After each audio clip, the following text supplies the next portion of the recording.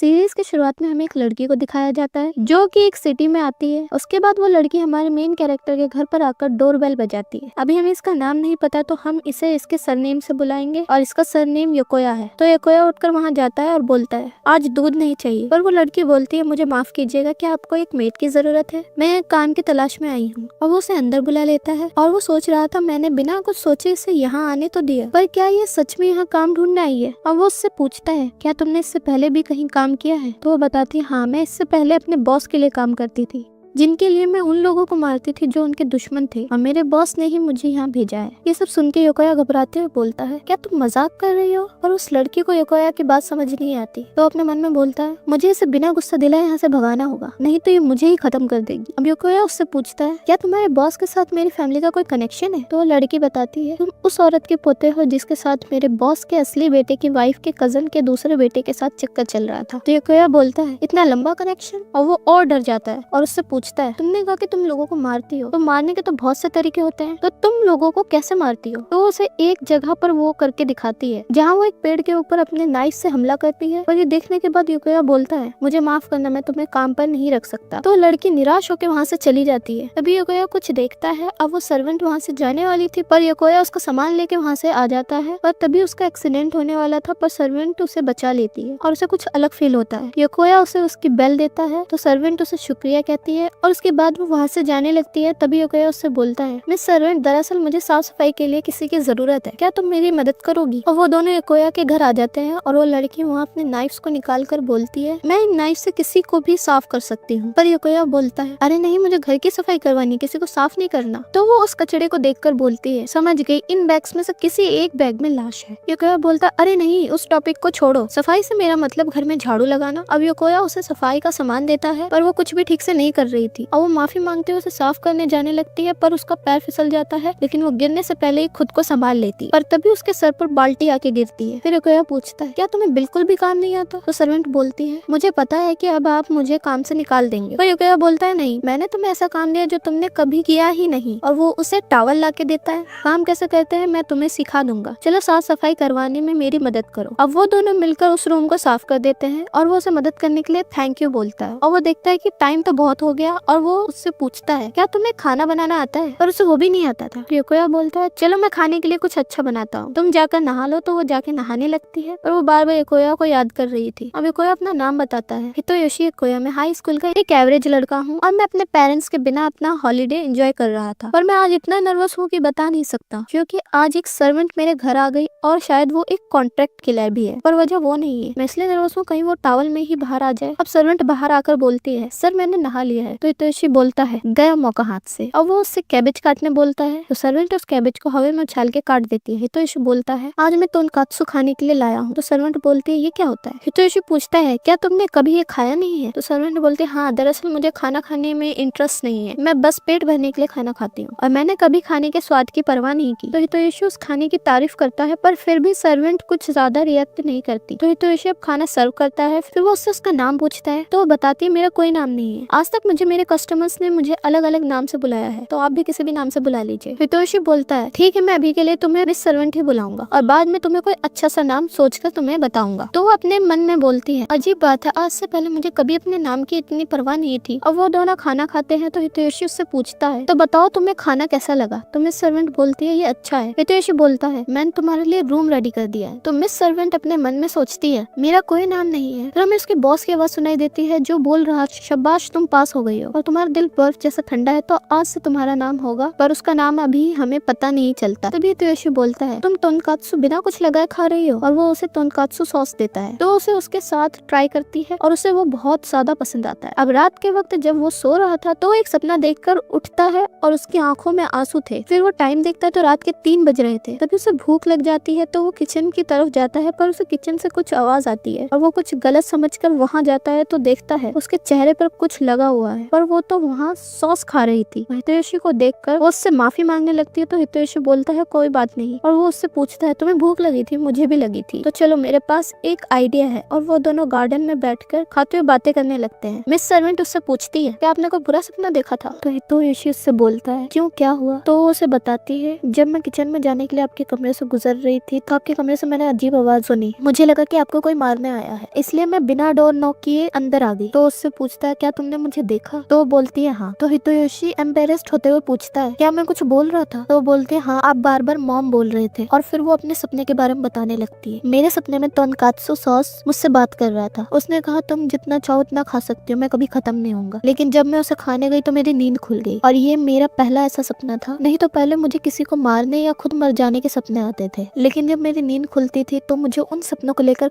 कभी कुछ फील नहीं होता था। लेकिन पहली बार मैं चाहती थी कि ये सपना कभी खत्म ना हो, इसलिए मुझे बहुत बुरा लग रहा है कि आपको इतना बुरा सपना आया, और मैं आपके लिए कुछ अच्छा करना चाहती थी, लेकिन मुझे समझ नहीं आ रहा था कि मैं आपको अच्छा फील कैसे कराऊं। यही सोच सोच करके मैं और ज्यादा परेशान हूँ। तो हितोयोशी उसे अपने सपने के लिए सॉरी बोलता है, और मुझे बचपन में अक्सर ऐसे सपने आते थे और मैं रोते हुए उठ जाता था, और जब तक मैं अपना सर अपनी मॉम के गोद में नहीं रखता था मुझे नींद नहीं आती थी। तो सर्वेंट उसे अपने गोद में सोने के लिए बोलती है, तो हितोयोशी उसे मना कर रहा होता है, लेकिन वो उसका दिल रखने के लिए उसकी गोद में सो जाता है। इससे सर्वेंट खुश हो जाती है और पूछती है अब तो आपको अच्छे से नींद आएगी ना? तो हितोयोशी उसे थैंक यू बोलता है।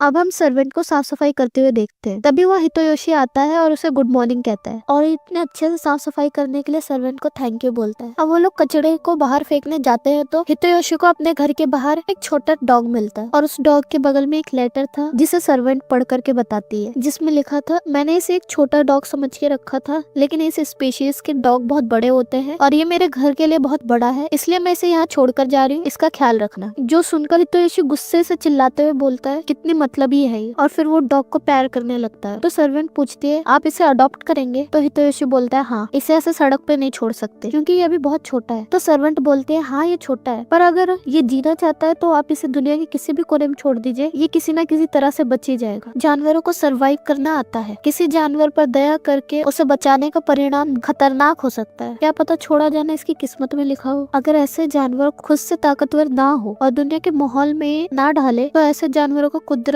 में मरना तय है। ये सब बताने के बाद वो पूछती है क्या आप अब भी इसे अडॉप्ट करना चाहते हैं? तो हितोयोशी बोलता है मुझे ये सारी बातें समझ नहीं आती, मगर कल जब तुमने मेरी जान बचाई तब तुमने ऐसा इसलिए किया क्योंकि तुम्हें मुझ पे दया आ गई। ये सुनकर सर्वेंट हितोयोशी की बातों में खो जाती है। फिर वो उस डॉग को घर के अंदर ले आता है और उसके साथ खेलने लगता है। फिर वो सर्वेंट को देखता है जो उस डॉगी से बहुत दूर खड़ी थी, तो उस डॉगी को सर्वेंट के पास ले जाता है, लेकिन सर्वेंट और दूर चली जाती है। तो हितोयोशी पूछता है क्या तुम्हें डॉगी से डर लगता है? तो सर्वेंट बड़े प्यार से बोलती है मुझे डॉगीज पसंद नहीं, इसलिए मुझे डॉगीज से डर लगता है। हितोयोशी उसका ऐसा चेहरा देखकर बोलता है कितनी क्यूट है ये। फिर सर्वेंट डरते हुए बोलती है अगर आपका यही ऑर्डर है कि मैं इस डॉगी को छूऊं तो मैं इसे छूने के लिए तैयार हूँ। लेकिन हितोयोशी उसे ऐसा डरते हुए देखकर मना कर देता है और उससे पूछता है तुम्हें डॉगीज से डर क्यों लगता है? तो सर्वेंट बताती है जब मैं छोटी थी और एक इंसान को अपना मेंटर मानती थी तो उन्होंने ट्रेनिंग के नाम पर मुझे वाइल्ड डॉग्स के साथ जंगल में छोड़ दिया। इस पर हितोयोशी बोलता है ऐसे तो कोई भी डर सकता है, तब तो इस डॉगी को यहाँ रखना बहुत मुश्किल हो जाएगा। सर्वेंट ये सुनकर अपने आप को दोष देने लगती है, तो हितोयोशी उसे बोलता है नहीं तुम्हारी गलती नहीं है, और उससे पूछता है क्या तुम मेरे लिए इस डॉगी का ख्याल रख सकती हो, क्योंकि मैं नहीं चाहता ये भी मेरी तरह अकेला फील करे। तो सर्वेंट हितोयोशी के लिए उस डॉगी को अपने पास ले लेती है। फिर हितोयोशी उससे पूछता है वैसे तुम्हें डॉगी से डर क्यों लगता है? तो सर्वेंट बताती है उनके बड़े बड़े नाखून, नुकीले दांत और तेज आंखें, इन्हीं चीजों की वजह से मैं डॉगी से डरती हूँ। इस पर हितोयोशी बोलता है लेकिन मैं इसे देखता हूँ तो मुझे मोची केक की याद आती है। तो सर्वेंट पूछती है आप उस केक की बात कर रहे हैं जो राइस से बनती है? तो हितोयोशी बोलता है हाँ हाँ वही। तभी वो डॉगी सर्वेंट की उंगली को मुंह में ले लेता है। इससे सर्वेंट की बॉडी में करंट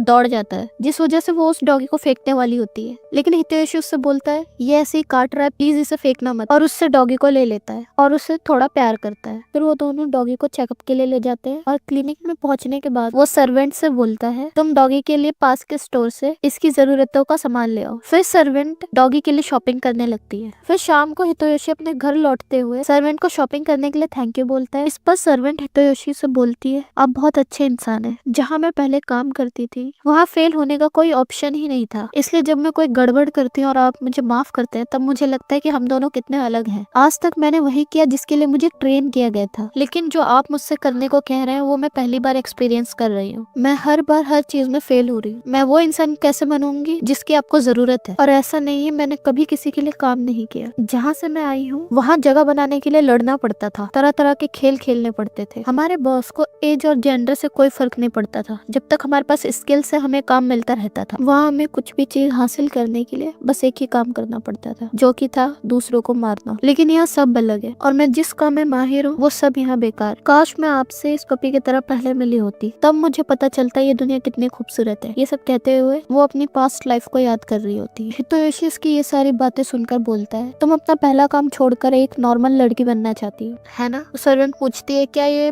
पॉसिबल है? तो हितोयोशी बोलता है, अगर दिल से चाहो तो सब पॉसिबल है। हितोयोशी की बात सुनकर सर्वेंट बहुत सोचती है और अपने मन में बोलती है, इससे पहले मेरी आइडेंटिटी एक कॉन्ट्रैक्ट किलर थी। मुझे हमेशा यही सिखाया गया कि मुझ जैसी लड़की को जिंदा रहने के लिए लोगों को सिर्फ मारना होगा। फिर वो दोनों एक साथ सनसेट देख रहे होते हैं। तभी हितोयोशी कहता है, जब तुम मेरे घर पहली बार आई थी तब मैं बहुत ज्यादा डर गया था। ये सुनकर सर्वेंट को शॉक लगता है, तो वो उसे समझाता है, मैंने कभी अपनी लाइफ में एक कॉन्ट्रैक्ट किलर को नहीं देखा था, लेकिन जब मैं तुम्हारे साथ रहा तब मुझे पता चला तुम एक बहुत अच्छी लड़की हो। फिर वो हितोयोशी से पूछती है, मैं एक नॉर्मल लड़की बनने के लिए क्या कर सकती हूँ? तो उसे बताता है, तुम गलतियां करने से डरती हो, लेकिन तुम्हें पता है इंसान अपनी गलतियों से ही सीखता है। अब हमें अगले दिन का सीन दिखाया जाता है, जहाँ सर्वेंट गोभी काटते हुए सोच रही थी, ओकोनोमियाकी ये किस तरह की डिश है, लेकिन इसका मेन इंग्रेडिएंट सॉस है। मेरे ख्याल से गोभी सॉस के साथ अच्छी लगेगी। तभी वहाँ अचानक डॉगी आकर सर्वेंट के पैर को सहलाने लगता है, जिससे वो बहुत ज्यादा डर जाती है और उसकी तरफ नाइफ करते हुए बोलती है, तुम बिना आवाज के अंदर कैसे आ गए? तुम एक डॉग नहीं एक बहरूपिया हो। जिससे वो डॉग बहुत ज्यादा डर जाता है, लेकिन सर्वेंट उसकी फीलिंग समझ जाती है और उसे खाने के लिए डॉग फूड दे देती है। तभी वहाँ हितोयोशी भी आ जाता है और सर्वेंट को डॉग को खाना खिलाने के लिए थैंक यू बोलता है और डॉग को एक प्यारा सा नाम देता है जो है मोचितारो। ये नाम सर्वेंट और डॉग को भी बहुत पसंद आता है। फिर वो हितोयोशी से बोलती है, नॉर्मल लड़की बनने के लिए मैं मोचितारो की देखभाल करने के लिए रेडी हूँ। ये सुनकर हितोयोशी बोलता है, मुझे पूरा भरोसा है तुम ये काम कर लोगी, जिसे सुनकर सर्वेंट को बहुत अच्छा लगता है। उसके बाद वो दोनों उस डॉग के साथ थोड़ा खेलते हैं। अब हम अगले सीन में हितोयोशी और सर्वेंट को डिनर करते हुए देखते हैं, जहाँ सर्वेंट पहली बाइट लेकर एक बच्चे की तरह हितोयोशी की तारीफ करने लगी है। तो हितोयोशी बोलता है, इसे पहली बार बच्चे की तरह बोलते हुए देखा है। सर्वेंट को ओकोनोमियाकी बहुत पसंद आता है, जिस वजह से हितोयोशी उसके लिए और ओकोनोमियाकी बनाने लगता है। अगर तुम्हें कुछ और चाहिए तो बता देना। मोचितारो से दोस्ती करने के लिए ये मेरी तरफ से इनाम समझना। तो सर्वेंट बोलती है, मैं चाहती हूँ आप मुझे भी एक नाम दे। तो हितोयोशी उसका नाम रखने के लिए उसका बर्थडे पूछता है, लेकिन सर्वेंट को अपना बर्थडे याद नहीं था, तो इसलिए वो बताती है, मेरा जन्म सर्दियों में हुआ था और जब मैं पैदा हुई थी तब बहुत ज्यादा स्नो गिर रही थी। ये सुनकर हितोयोशी उसको यूकी नाम देता है। यूकी का मतलब स्नो होता है। ये सुनते ही सर्वेंट को अपने बॉस की बात याद आती है, तुम जैसी गोल्ड ब्लेडेड का नाम श्वेय होना चाहिए, यानी स्नो। फिर हितोयोशी सर्वेंट को बताता, मुझे स्नो बहुत ज्यादा पसंद है क्योंकि वो सफेद और खूबसूरत होती है। हितोयोशी की बातें सुनकर सर्वेंट बोलती है, इसकी कही हर एक बात मेरे दिल पर छू जाती है। फिर सर्वेंट बार बार यूकी नाम बोलते हुए हितोयोशी को थैंक यू बोलती है इतना प्यारा नाम देने के लिए, जिससे हितोयोशी भी बहुत खुश होता है और बोलता है, ये एक नॉर्मल लड़की की तरह स्माइल भी करती है। अब हमें दिखाया जाता है यूकी मोचितारो के साथ खेल रही होती है। तभी हितोयोशी उसे आवाज देते हुए अपनी मदद के लिए बुलाता है। तो यूकी पूछती है, आपको क्या मदद चाहिए? तो हितोयोशी उसे कान छेदने की मशीन दिखाते हुए बोलता है, मुझे इस चीज में तुम्हारी मदद चाहिए, क्योंकि जब से मेरे दोस्त ने कान छिदवाए मुझे भी कान छिदवाने का मन है, लेकिन मैं खुद से अपने कान नहीं छेद पाऊंगा, इसलिए मुझे तुम्हारी मदद चाहिए। मैंने देखा तुमने भी कान छिदवाए, इसलिए एक एक्सपीरियंस इंसान से कान छिदवाना सेफ होगा। तो यूकी इसके लिए मान जाती है। फिर हितोयोशी कान छेदने लगती है, लेकिन अचानक वो रुक जाती है और बोलती है, पता नहीं क्यों पर मेरे हाथ कब कपा रहे हैं, या मैं फिर से काम में फेल हो गई। और सॉरी कहते हुए बोलती है, मैं आपके कान में छेद नहीं कर सकती, आपके कान से खून निकले मैं देख नहीं पाऊंगी। ये सुनकर हितोयोशी चौंकते अपने मन में बोलता है, मगर मुझे लगा ये लोगों का खून निकालने में तो एक्सपर्ट होगी। तभी हितोयोशी के घर की डोरबेल बजती है। फिर यूकी डोर खोलती है और दोनों कुछ देर के लिए एक दूसरे को देखने लगते हैं। तुम हितोयोशी की छोटी बहन हो ना, और उसे घर के अंदर बुला लेती है। फिर हितोयोशी की बहन घर के अंदर आकर बोलती है, घर कितना क्लीन है, पपी कितना सॉफ्ट है, और मुझे नहीं पता था ये सर्वेंट इतनी ज्यादा ब्यूटीफुल है। ये सब कहते हुए वो हितोयोशी पर गुस्सा करने लगती है और उसके गाल खींचते हुए बोलती है, तुमने मुझे इसके बारे में पहले क्यों नहीं बताया? हमने मैसेजेस पर बात की, लेकिन तुमने मुझे एक बार भी इनके बारे में नहीं बताया। इस पर हितोयोशी बोलता है, मैं नहीं चाहता था मॉम परेशान हो, इसलिए मैंने तुम्हें नहीं बताया। तो हितोयोशी की बहन गुस्सा होते हुए बोलती है, तुमने मॉम को बताया पर मुझे क्यों नहीं बताया? और उसके गाल खींचते हुए बोलती है, मैं तुम्हें कभी माफ नहीं करूंगी। ये बोलते हुए उसके गाल और ज्यादा तेज खींचने लगती है। फिर यूकी उन दोनों से कुछ बोलती है तो हितोशी की बहन उसकी खूबसूरती देखकर बोलती है कितनी ज्यादा ब्यूटीफुल है और दूसरी तरफ घूम जाती है। लेकिन सर्वेंट को कुछ समझ नहीं आ रहा था तो हितोशी उसे बताता है दरअसल इसको खूबसूरत लोग कुछ ज्यादा ही पसंद है। मुझे पता था ये बवाल करेगी इसलिए मैंने इसे कुछ नहीं बताया था। इस पर हितोशी की बहन गुस्सा होते हुए अपनी उंगलियां उसके मुंह में डाल देती तो हितोशी उसे अपनी उंगलियां मुंह से निकालने के लिए बोलता है। उसके बाद हितोशी की बहन अपने आप को इंट्रोड्यूस करती है, मैं हूँ रिको, अपने बेवकूफ भाई की छोटी बहन, और मैं बहुत ज्यादा होशियार और समझदार हूँ, मिलकर अच्छा लगा। और यूकी से उसका नाम पूछती है तो यूकी उसे अपना नाम बताती है, मेरा नाम यूकी है और ये प्यारा सा नाम मुझे हितोशी सर ने दिया है। फिर वो रिको को अपने बारे में बताने लगती है, मैं पहले लोगों को मारने का कॉन्ट्रैक्ट लेती थी। ये सुन हितोशी उसे रुकने के लिए बोलता है पर यूकी उसके बातों पे ध्यान न देकर रिको को आगे बताती है, मेरा कोई नाम नहीं था इसलिए मैंने हितोशी को एक नाम देने के लिए बोला। ये सुनकर रिको हितोशी से चौंकते हुए पूछती है, क्या ये सच है? जिस पर हितोशी बोलता है, हाँ ये सच है। ये सब सुनकर रिको एक्साइटेड होते हुए बोलती है, ये तो सुपर से भी ऊपर है, और यूकी को अपनी नोटबुक देकर ऑटोग्राफ मांगती है। फिर यूकी अपना ऑटोग्राफ देने लगती है तो रिको धीरे से हितोशी से बोलती है, ये कॉन्ट्रैक्ट क्लियर कम और हाई क्लास लेडी ज्यादा लग रही है। फिर यूकी ऑटोग्राफ देकर उसे नोटबुक वापस करती है तो दोनों उसका ऑटोग्राफ देखकर अपने मन में बोलते हैं, ये तो वैसा नहीं है जैसा हमने सोचा था। जिससे यूकी घबराते हुए बोलती है, तुम्हें ये पसंद नहीं आया? जिस पर रिको बोलती है, नहीं बस मैं तुम्हारी अनोखी हैंडराइटिंग नोटिस कर रही थी। तो यूकी बोलती है, वो इसलिए क्योंकि मुझे 12 भाषाएं आती है और यही मेरी ताकत है। मुझे कॉन्ट्रैक्ट किलिंग के लिए दुनिया भर में भेजा जाता था, हालांकि मुझे कभी कैलीग्राफी नहीं सिखाई गई, इसलिए मेरी राइटिंग दिखने में बहुत ज्यादा खराब है। लेकिन रिको अपनी नोटबुक वापस लेते हुए बोलती है, कोई बात नहीं, ये बहुत क्यूट है क्योंकि तुम मेरे लिए किसी आइडल से कम नहीं हो। ये सुनकर यूकी बहुत खुश होती है। तभी रिको बोलती है, मुझे एक आइडिया आया, इस साल के रिसर्च असाइनमेंट के लिए मेरा टॉपिक होगी मिस यूकी। और यूकी से पूछती है, क्या तुम इसके लिए तैयार हो? तो यूकी बोलती है हाँ, और यूकी को अपने किलर मूव्स दिखाने के लिए बोलती है, मैं एक खूबसूरत सर्वेंट के किलर स्किल्स पर किलर नोट से एक किलर डायरी लिखने वाली हूँ। तो यूकी उसे अपने किलर मूव्स दिखाने के लिए आंगन में ले जाती है, जहाँ यूकी रिको के सर पर एक एप्पल रखकर अपना किलर मूव दिखाने स्टार्ट करती है, जहाँ वो एक लंबा जंप करते हुए नाइफ एप्पल पर मारती है और नीचे आ जाती है। ये देखकर रिको बहुत खुश होती है और सब कुछ नोट करने लग जाती है। फिर वो यूकी से पूछती है, ये नाइफ आपने कहाँ से निकाला और आपके पास कितने नाइफ्स है? तो यूकी उसे बताती है, ये नाइफ मैंने अपने कोट पॉकेट में से निकाला और पहले मेरे पास 16 नाइफ्स थे। फिर हितोशी ने कहा 16 नाइफ्स ज्यादा हो जाएंगे इसलिए अब मैं 5 नाइफ्स रखती हूँ।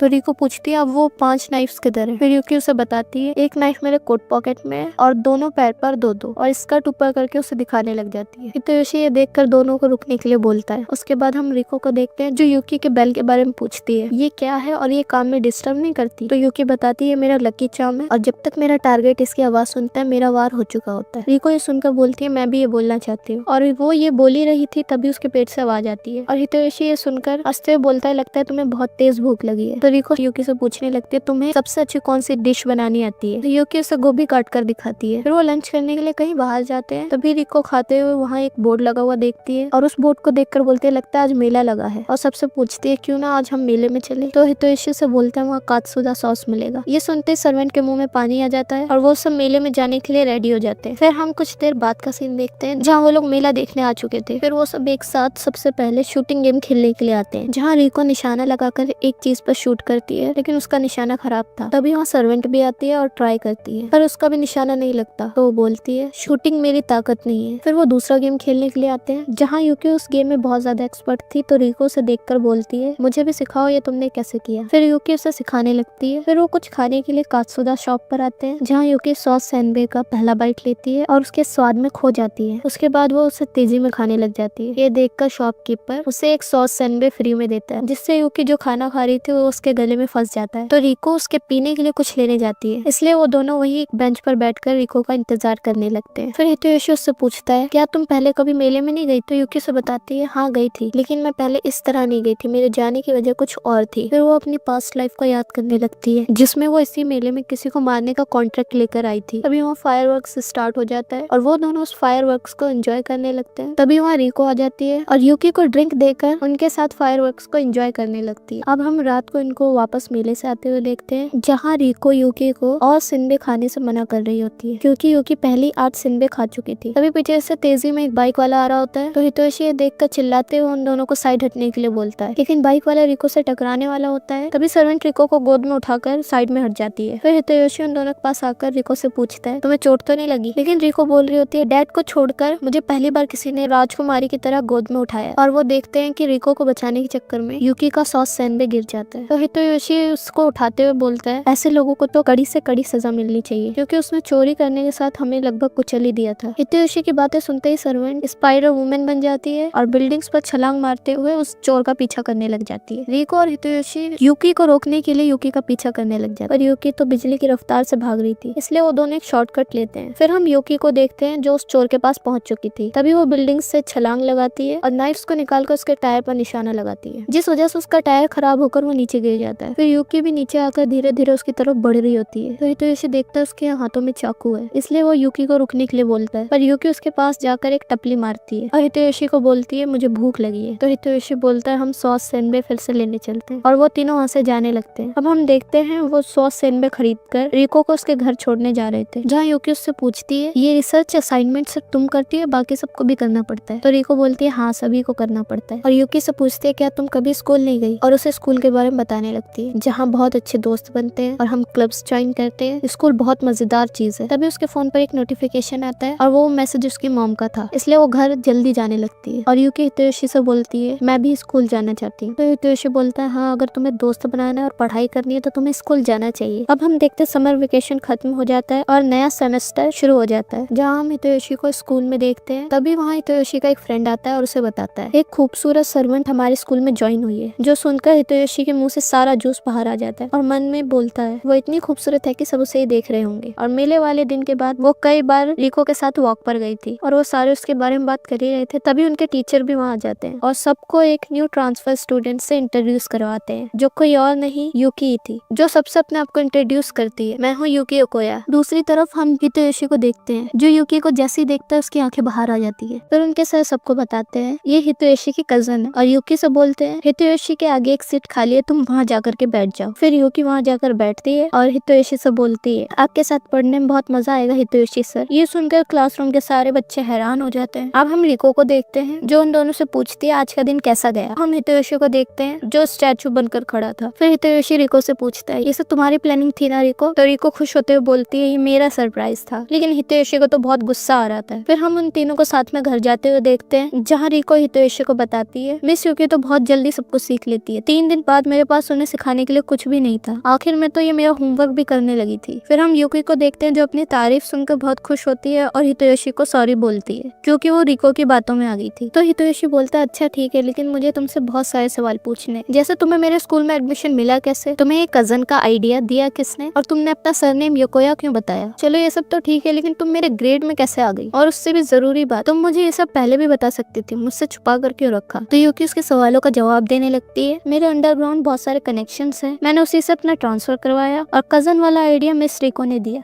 उन्होंने बताया अगर मैं कजन बनकर आऊंगी तो मुझे सब एक्सेप्ट कर लेंगे, और जब मैं आपकी कजन हूँ तो इसलिए मैंने अपने नाम के पीछे आपका सरनेम भी योकोया लगा लिया। मैं एज में आपसे बड़ी हूँ, लेकिन अगर हम दोनों एक ही ग्रेड में रहे तो मैं आपकी और अच्छी सेवा कर पाऊंगी। और जहाँ तक आपसे ये सब सीक्रेट रखने की बात है, मिस रिको ने कहा ये सब मजेदार रहेगा, इसलिए मैंने किया। तो इस पर रिको हितोयोशी को चिढ़ाने लगती है, इसलिए हितोयोशी को गुस्सा आता है और वो उसके सर पर मारता है। तो ये देखकर यूकी घबराते हुए बोलती है क्या मैंने कुछ गलत कर दिया, मैंने आपको गुस्सा दिला दिया। तो हितोयोशी बोलता है नहीं, मुझे गुस्सा तो नहीं आ रहा, बस मैं थोड़ा सा सरप्राइज्ड हूँ और कुछ नहीं। फिर हितोयोशी भी उसे अपने साथ पढ़ने देने के लिए मान जाता है और बोलता है चलो साथ में एक नॉर्मल स्कूल लाइफ जीते हैं। अब हम अगले दिन का सीन देखते हैं, जहाँ स्कूल में लंच ब्रेक की बेल बज चुकी थी और सारे कात्सुदा ब्रेड चिल्लाते हुए क्लास के बाहर जा रहे थे। ये सुनकर यूकी हितोयोशी से बोलती है मुझे कात्सुदा ब्रेड खाना है। तो हितोयोशी उसे बताता है बेल बजते ही हर कोई कात्सुदा ब्रेड खाने के लिए भागता है, तो मुझे नहीं लगता वो हमें मिल पाएगा। तो यूकी पूछती है ऐसा क्यों। तो हितोयोशी उसे बताता है कात्सुदा साइड डिश स्टोर जल्दी बंद हो जाता है, तो स्कूल के बाद कोई भी स्टूडेंट वहाँ वक्त रहते पहुँच नहीं सकता, तो इसलिए हमारे स्कूल का जो स्टोर है वो हर वेडनेसडे कुछ चुनिंदा ब्रेड के आइटम्स को सर्व करता है, और इन सभी ब्रेड में से सबसे पॉपुलर ब्रेड याकिसोबा, जिसमें कात्सुदा और सॉस बहुत ज्यादा होता है, जिसे कात्सुदा ब्रेड बुलाते हैं, और मुझे कात्सुदा सैंडविच ज्यादा अच्छा लगता है। लेकिन प्रॉब्लम ये है कि हमारा क्लासरूम इस स्टोर से सबसे ज्यादा दूर है, तो हम वक्त रहते हैं वहाँ नहीं पहुँच पाएंगे। फिर यूकी हितोयोशी से बोलती है मैं कात्सुदा ब्रेड किसी भी हाल में लेकर के आऊंगी, और क्लासरूम की विंडो खोलते हुए बोलती बोलती है मैं यूं गई और यूं आई और बुलेट की रफ्तार से विंडो से कूदकर स्कूल के रूफ टॉप पे पहुंच जाती है। तभी हितोशी भी वहां आ जाता है और यूकी को रोकने लगता है, लेकिन यूकी उसकी बातों पे ध्यान न देकर कात्सुदा शॉप की तरफ जाने लगती है। फिर हितोशी अपने आप से बोलता है मैंने उसे फिर से जाने दिया, नहीं मैं उसे रोक ही नहीं सकता, मेरे लिए उसे रोकना इम्पॉसिबल है क्योंकि उसका फेस एक आइसक्रीम खाने वाली छोटी बच्ची की तरह लगता है। मैं उस फेस को अच्छी तरह पहचानता हूँ और अपनी बहन रिको को याद करने लगता है और बोलता है वो अपनी पसंदीदा आइसक्रीम पाने के लिए किसी भी हद तक जा सकती है, इसमें कोई शक नहीं। और एक लड़की की ताकत ऐसे ही पलों में सबसे ज्यादा नजर आती है। इसका मतलब वो इस समय कात्सुदा सॉस खाना चाहती है और उसने ये ठान लिया है कि वो ये खाकर रहेगी तो उसे कोई नहीं रोक सकता, बिल्कुल वैसे ही जैसे एक आंधी को कोई नहीं रोक सकता। कहाँ यूकी नॉर्मल बनने चली थी लेकिन कात्सुदा ब्रेड ने उसे पागल कर दिया है और वो नीचे भागते हुए बच्चों को देखते हुए बोलता है कात्सुदा ब्रिगेड की पहली लहर। कात्सुदा ब्रिगेड में वो लोग आते हैं जो कात्सुदा ब्रेड के लिए कुछ भी कर सकते हैं और कात्सुदा ब्रेड पाने के लिए अपनी पैरों की ताकत को रोज ट्रेनिंग करके बढ़ाते हैं और कात्सुदा ब्रेड को खाते समय वो उसके फ्लेवर को एंजॉय करने के लिए एक मिस्टीरियस डांस भी करते हैं। फिर हितोशी बोलता है अरे नहीं बहुत बुरा होने वाला है, मिस यूकी जो अभी नीचे उतरने वाली है कात्सुदा ब्रिगेड से टकराएगी, वो भी स्टोर के सामने मैं फ्यूचर देख सकता हूँ जो कि बिल्कुल भी अच्छा नहीं है। फिर हम यूकी को देखते हैं जो बिल्डिंग से कूद जाती है और स्टोर के सामने आकर अपने कपड़े ठीक करती है और अंदर जाकर बोलती है मुझे एक कात्सुदा ब्रेड और एक कात्सुदा सैंडविच चाहिए। अब हम यूकी को हितोशी से माफी मांगते हुए देखते हैं जो बोलती है मैं आपके लिए कात्सुदा सैंडविच नहीं ला पाई, उन्होंने कहा कात्सुदा साइड डिश स्टोर में एक स्टूडेंट को सिर्फ एक ही ब्रेड मिलता है, इसलिए हितोशी उससे दूसरा ब्रेड ले लेता है। तो यूकी बोलती है नहीं आप कात्सुदा ब्रेड खा लीजिए। तो हितोशी उसे मना करते हुए बोलता है ये मैं पहले भी खा चुका हूँ, तुमने इसे आज तो वाकई में ही जीता है। तो यूकी उसे थैंक यू बोलते हुए खाने लगती है। फिर यूकी थोड़ा कात्सुदा ब्रेड तोड़कर हितोशी को देते हुए पूछती है कि आप इसे खाना चाहेंगे। तो हितोशी बोलता है इसकी क्या जरूरत, ये वो बोल ही रहा था तभी सर्वेंट वो छोटा पीस उसके मुंह में ठूस देती है और पूछती है आपको कैसा लगा। तो हितोशी शर्म से लाल होते हुए बोलता है तुमने खिलाया तो ये और भी अच्छा था। अब हमें रात को हितोशी के घर का सीन दिखाया जाता है जहाँ रिको मोचितारो से बोलती है आज मैं यही सोने वाली हूँ। तो हितोशी बोलता है तुम पूरे समर वेकेशन यही तो रही हो। इस पर रिको बोलती है मैं आपके लिए नहीं अपने लिए यहाँ रुक रही हूँ, मुझे हमेशा से एक बड़ी बहन का प्यार चाहिए था। और हितोशी को अपने प्लान के बारे में बताने लगती है, हम पूरी रात फैशन की बात करेंगे, प्यार की बात करेंगे और आधी रात को मंच करेंगे, करने के लिए कितना कुछ है। जब बचपन से बड़ी बहन की इतनी चाह थी कि मैंने आपको भी यकीन दिला दिया कि आप मेरी बड़ी बहन हो। और हितोशी को एक बड़ी बहन के रूप में इमेजिन करने लगती है जिससे हितोशी गुस्सा हो जाता है। और आगे रिको बोलती है मुझे एक कमाल का आइडिया आया है, अगर आप और मिस यूकी शादी कर लो तो आपके साथ मेरा भी सपना पूरा हो जाएगा। और उन दोनों को इमेजिन करने लगती है। तो हितोशी बोलता है लेकिन इसमें इसने मुझे क्यों उठा रखा है। तो रिको बताती है क्योंकि आप नहीं उठा सकते और मुझे लगता है कि मिस यूकी आपसे प्यार करती है। तो हितोशी बोलता है ऐसा हो ही नहीं सकता, वो एक किलर है,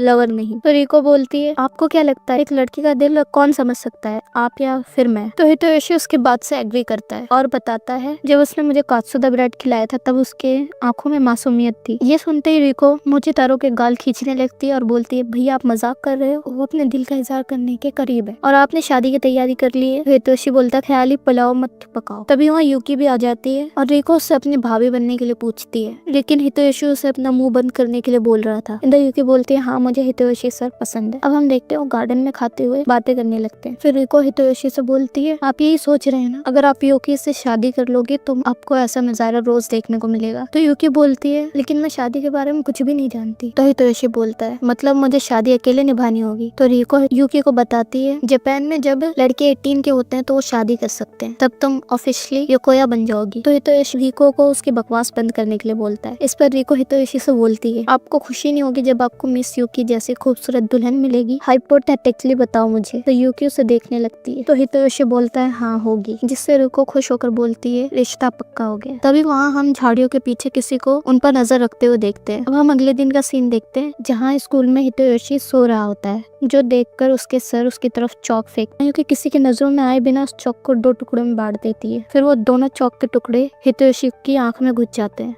जो देखकर यूकी बोलती है मैं तो सिर्फ मदद करना चाहती थी। सब लोग ये देखकर हैरान थे कि चौक के 2 टुकड़े कैसे हो गए। फिर वो अपने आंखों को दिखाने के लिए स्कूल के क्लिनिक में जाता है जहाँ एक नीले बालों वाली लड़की थी। तो हितोशी उस नीले बालों वाली लड़की से पूछता है नर्स मारुयामा कहाँ है। तो वो बोलती है आज उनकी तबीयत खराब है इसलिए उनकी जगह मैं आई हूँ और मेरा नाम नित्ता है। और उससे पूछती है तुम्हारी आंखों में क्या हुआ है। तो वो बताता है चौक से मेरी दोनों आंखों में चोट लग गई है, और हितोयोशी से यूकी के बारे में पूछने लगती है। तो हितोयोशी बताता है हाँ वो मेरी कजन। ये सुनकर वो हंसने लगती है और उसकी आंखों को चेक करके बोलती है तुम्हारी आंखें बिल्कुल ठीक है, और डोर लॉक करके हितोयोशी के पास आती है। हितोयोशी उसे इतना करीब देखकर पीछे होता है तो वो बेड पर गिर जाता है और उससे जबरदस्ती करने लगती है। तभी अचानक वहाँ यूकी आ जाती है। हितोयोशी उसे जैसे ही देखता है वहाँ से भागकर यूकी के पास आता है और रोते हुए बोलता है अगर तुम नहीं आती तो मेरी इज्जत लूट जाती। तो यूकी नीता से पूछती है आप मुझे बताएंगे यहाँ हो क्या रहा था। तो नीता बोलती है मैं तो बस मजाक कर रही थी। इस पर हितोयोशी बोलता है आपके इस मजाक के चक्कर में ये बच्चा बाप बन जाता। तो नीता बोलती है तुम बहुत क्यूट हो, एक छोटे हैमस्टर की तरह। तो हितोयोशी बोलता है फिर शुरू हो गई और उसे आई ड्रॉप देती है। तो हितोयोशी बोलता है प्लीज दोबारा ऐसी हरकत मत करना। तो नीता बोलती है तुम बहुत प्यारे हो, लेकिन वो हितोयोशी को नीता से दूर ले जाती है। तो हितोयोशी रिको की बात याद करते हुए बोलता है क्या मिस यूकी को जलन हो रही है। फिर वो हितोयोशी को वहाँ से लेकर आ जाती है और बोलती है मैं आपको एक जरूरी बात बताना चाहती हूँ। लेकिन हितोयोशी तो कुछ और ही सोचते हुए बोलता है नहीं अभी मैं इसके लिए तैयार नहीं हूँ। पर यूकी उसे नीता के बारे में बताती है वो लड़की मेरे ही फील्ड की लगती है और मुझे यकीन है कि वो एक कॉन्ट्रैक्ट किलर है। ये सुनकर हितोयोशी भी चौंक जाता है। फिर हम नीता को देखते हैं जिसके पास उसकी कैट आती है और ये वही कैट थी जो उन पर नजर रख रही थी, और हम नीता के ग्लासेस पर वही रात का सीन देखते हैं। इससे पता चलता है कि यही कैट थी जो उन पर नजर रख रही थी। हम देखते हैं नीता हमें बताती है मेरा एक ही सपना है, मैं एक आइलैंड पर बहुत सारे सुंदर लड़कों के साथ रहना चाहती हूँ और इसलिए मैं अपना सपना पूरा करने के लिए एक कॉन्ट्रैक्ट किलर बनी और लगातार मर्डर्स करती रही, और अगर मैंने यूकी को मार दिया तो मेरी लाइफ खुशियों से भर जाएगी। उसके बाद हम हितोयोशी को देखते हैं जो सोने की कोशिश कर रहा था पर उसे नींद नहीं आ रही होती है क्योंकि यूकी ने उस पर नजर रखी हुई होती है। तो हितोयोशी बोलता है मिस यूकी अगर तुम मुझ पर इसी तरह नजर रखी रहोगी तो मुझे नींद नहीं आएगी। तो यूकी बोलती है मुझे माफ करना लेकिन मुझे फील हो रहा है कि कोई भी आप पर कभी भी अटैक कर सकता है, इसलिए मुझे आपकी रक्षा करनी होगी। तो हितोयोशी पूछता है इसके अलावा कोई और तरीका नहीं है। तो यूकी उसके बगल में लेट जाती है। इससे हितोयोशी बहुत ज्यादा शर्माने लगता है और यूकी से बोलता है मुझे लगता है वो कॉन्ट्रैक्ट किलर मेरे लिए नहीं तुम्हारे लिए आई। तो यूकी परेशान होने लगती है और अचानक सीरियस होकर बोलती है अगर उसके लेवल की कोई मुझ पर नींद में हमला करती है तो उसे हैंडल करना मेरे बाएं हाथ का खेल है। ये सुनकर हितोयोशी चौंक जाता है और फिर वो हितोयोशी को बताती है मुझे नहीं पता उसे मेरे बारे में कैसे पता चला और आखिरकार मेरा पास्ट मेरे प्रेजेंट तक पहुंच गया और मेरी वजह से आप भी इस चीज में इंक्लूड हो गए। और हितोयोशी का हाथ पकड़कर बोलती है चाहे कुछ हो जाए हमेशा मैं आपकी रक्षा करूंगी, मैं आपको कभी कुछ नहीं होने दूंगी। इस पर हितोयोशी यूकी से बोलता है मुझे तुम्हारी फिक्र हो रही है और मैं तुम्हारी इसमें कोई मदद नहीं कर सकता, लेकिन मैं तुम्हें खोना नहीं चाहता। और फिर तभी हितोयोशी को बहुत गर्मी लगने लगती है, इसलिए वो विंडो खोल रहा होता है। तो यूकी उसे मना करती है और बोलती है मैं विंडो खोलती हूँ क्योंकि क्या पता कोई स्नाइपर हमारा बाहर इंतजार कर रहा हो। और विंडो खोलते उसे कासुदा सॉस की खुशबू आने लगती है और फिर वो इधर उधर देखने लगती है तो उसे उसके फ्रंट गेट पर एक चीज रखी हुई दिखती है। ये देखकर वो बोलती है ये एक ट्रैप हो सकता है। तभी यूकी अपने साइड में देखती है जहाँ नीता ने हितोयोशी को पकड़ लिया था। नीता बोलती है मुझे लगा नहीं था तुम इतनी आसानी से मेरे ट्रैप में फंस जाओगी,